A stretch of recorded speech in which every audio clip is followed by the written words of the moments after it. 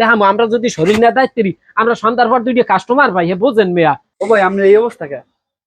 হ্যাঁ মেয়া, প্রথমে একটা ভুল কথা কইছেন।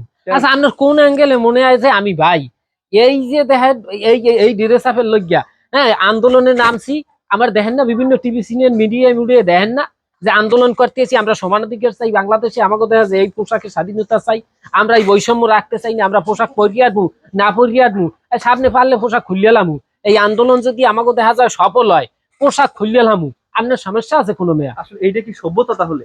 সভ্যতার গোষ্ঠী ডেকিলে আমাকে শরীর আমরা যেবিল মোল্লা এবিল দেখামো আমরা যদি শরীর না দায়িত্বেরই আমরা সন্ধ্যার পর দুইটা কাস্টমার পাই বোঝেন মেয়া। একটা কাস্টমার টাকা দেয় 100-150, এই 5টা কাস্টমার না দিলে আমাকে পোষায়। এই সমাজে 1000 ইনকাম করা লাগে, 1000 টার লাগে আমাকে 8টা কাস্টমার লাগে বোঝেন আপনি। মুসলিম দেশে এইটা কতটা যৌক্তিক? মুসলমানরাই তো আমাকে তাদের সন্ধ্যার পর দেখা যায় আয় 100-150 টাকা দিয়া যায়, ওরা বুঝছে না।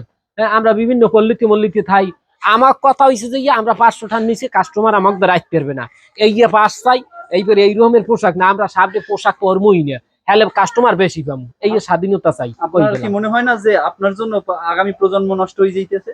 আগামী প্রজন্ম নষ্ট হইলে হাতে আমাকে দরকার আছে, হইলে হইবে হাতে আপনার সমস্যা কি? আগামী প্রজন্ম আমাকে দেখা যায় খামুকি, সামনে দেখা যায় সবারটি ঘুরে করে আইলে ওরা টাকা বেশি দিয়ে বুড়ো আলার ফেলার টাকা দিতে চায় না, অটো ভ্যান চালাই 150 টাকা দিয়ে মেয়া কি করতে চায়।